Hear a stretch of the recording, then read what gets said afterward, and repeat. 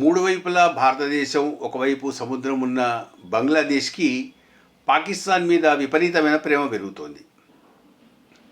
ఎంత ప్రేమ అంటే పాకిస్తాన్ నుంచి వాళ్ళు అమ్యునిషన్ కొనడం జరుగుతుందన్నమాట. మొహమ్మద్ యూనిస్ ఆర్డర్ పెట్టిన వెంటనే షెహబాజ్ షరీఫ్ దాదాపు 40,000 రౌండ్స్ అమ్యునిషన్ని ప్లస్ 4 టన్నుల ఎక్స్ప్లోజివ్స్ని ప్లస్ 29,000 హై ఇంటెన్సిటీ అమ్యునిషన్ని బంగ్లాదేశ్కి సప్లై చేశాడు.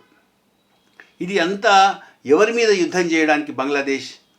ఇదే కాకుండా షేక్ హసీనా పాకిస్తాన్ ప్రేమికులైన జమాతే ఇస్లామీ మీద బ్యాన్ పెడితే ఆ బ్యాన్ని ఎత్తేసింది.